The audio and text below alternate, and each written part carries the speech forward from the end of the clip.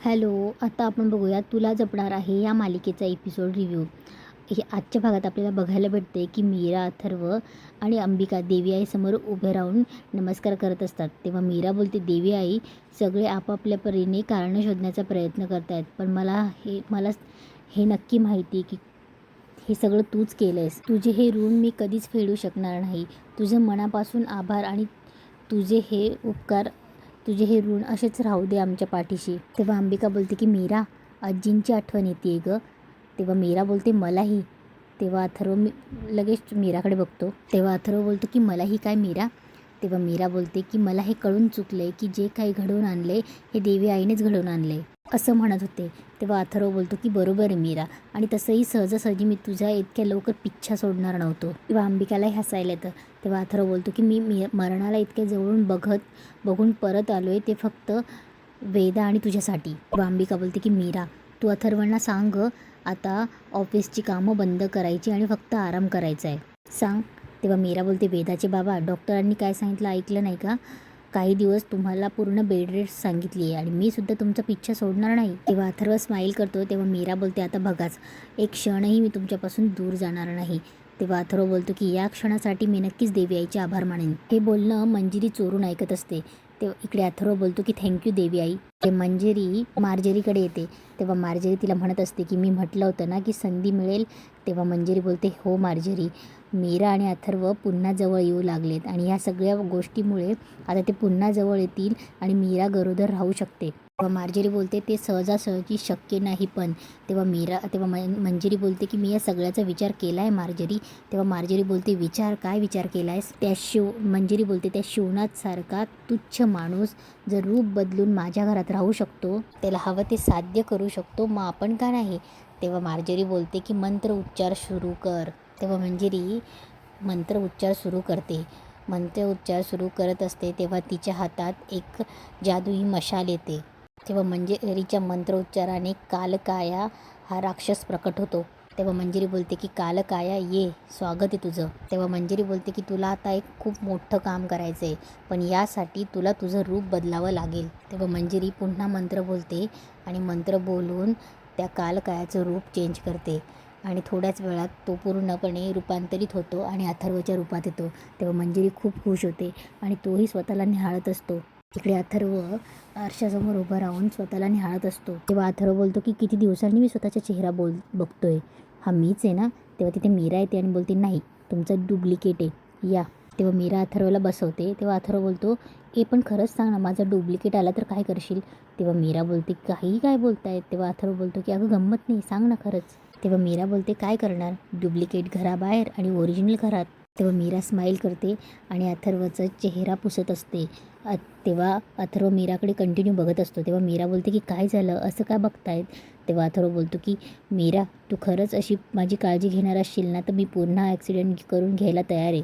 तेव्हा मीरा बोलते, काहीही काय बोलतात, मी तुम्हाला तसं नाही बघू शकत. मीच काय, कोणीच तुम्हाला नाही बघू शकत, असं मला काहीच होणार नाही आहे. तेव्हा अथर्व बोलतो की हो, मला काहीच होणार नाही, गंमत केली मी.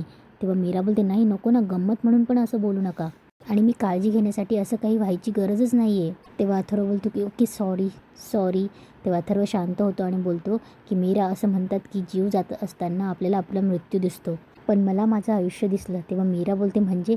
तेव्हा अथर्व तिला जवळ बसवतो आणि बोलतो की ॲक्सिडेंटनंतर हळूहळू जीव जात होता, तेव्हा मला जे होत होतं ते मला क्लिअरली आठवतं आहे. तेव्हा अथर्व बोलतो की मला तुझा आणि वेदाचा चेहरा दिसला, माझं आयुष्य दिसलं. तेव्हा मीरा अथर्वला मिठी मारते आणि रडत असते. इकडे मंजिरी मार्जेरीला बोलते की मार्जेरी, आपण तयार आहोत.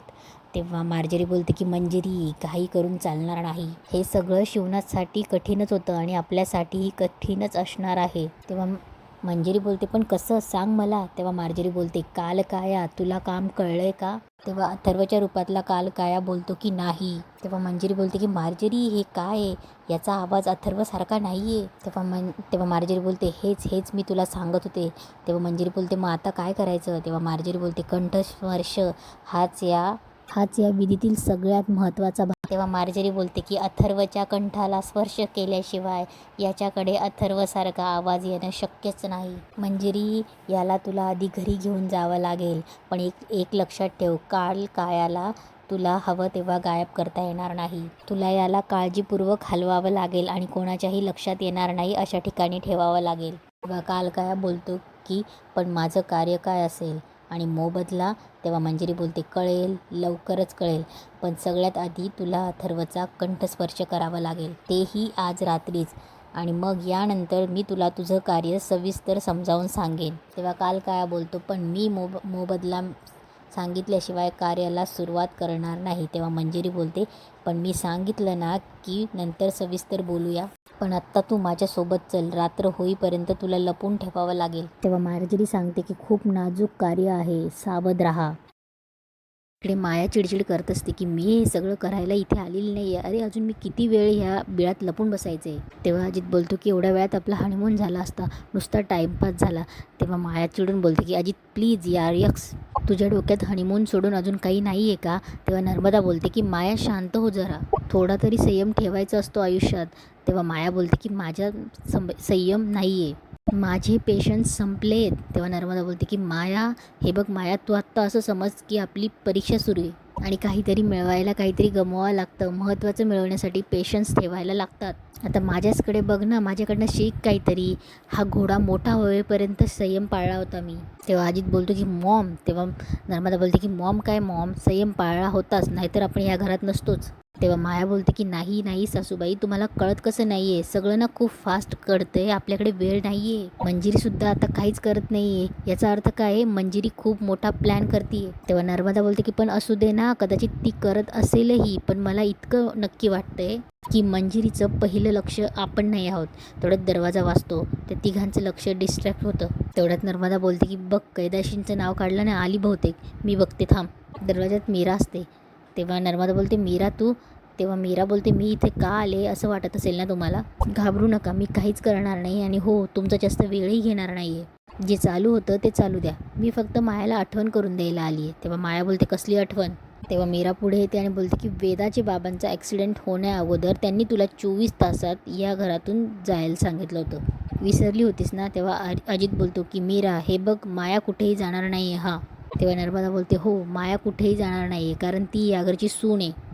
तेव्हा अजित बोलतो आणि माझी बायको पण आहे. तेव्हा मीरा बोलते हे बघा, हे बोलून आता काहीच फायदा नाही आहे आणि तसंही वेदाचे बाबा हिला कधीही घराबाहेर काढू शकतात, पण मीच म्हटलं मायाला इथे राहू द्या, पळून जायची ती संधी मिळायला नको तिला.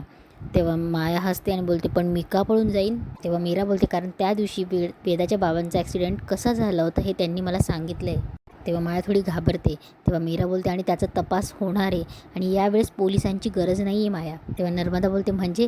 तेव्हा मीरा बोलते मायाला आता ह्याच घरात राहावं लागेल, आता तू कितीही म्हणालीस ना तरी तुला या घरातून कुठेच जाता येणार नाही आहे. आणि माया तू एका जेलमधून सुटली आहेस आणि पुन्हा एकदा दुसऱ्या जेलमध्ये अडकली आहेस असं समज.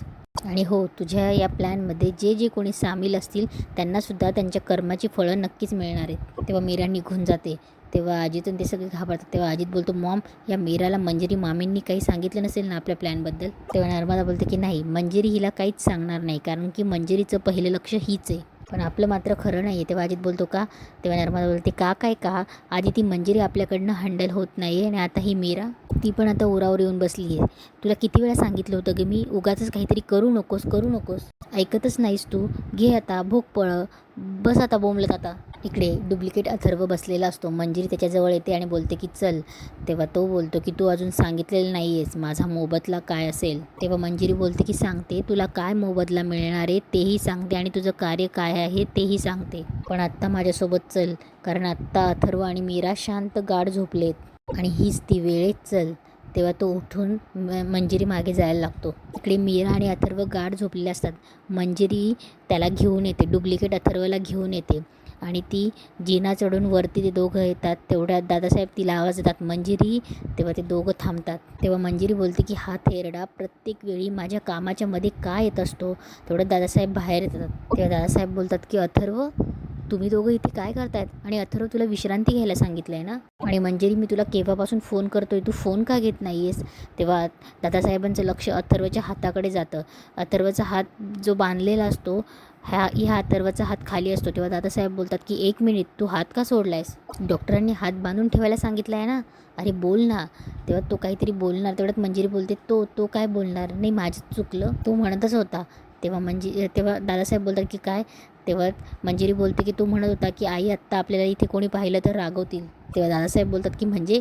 तेव्हा मंजिरी बोलते की अहो ते हॉस्पिटलमध्ये असताना त्याला आठवण येत होती माझी, बोलायचं होतं पण तेव्हा शक्य नाही झालं, म्हणून त्याने मला आत्ता मेसेज केला की आई आत्ता आपण बोलू शकतो का. तेव्हा दादासाहेब बोलतात की ठीक आहे, पण ही वेळ आहे का आता बोलायची, उद्या बोला तुम्ही, त्याला आता विश्रांती घेऊ दे. तेव्हा मंजिरी बोलते की हो तू जाईल ना लवकर. तेव्हा दादासाहेब बोलतात की नाही म्हटलं ना मी, उद्या बोला, तू आपल्या खोलीत जा, मी त्याला त्याच्या खोलीत सोडून येतो.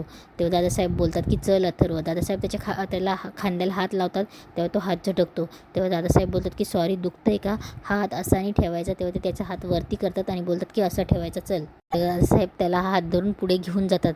तेव्हा मंजिरीला काही बोलता येत नाही, ती मनात बोलते की तिथे रूममध्ये अथर्व आधीच झोपला आहे, सगळं काही सुरळीत होण्याच्या आधीच संपेल आणि इथेच आजचा एपिसोड संपतो.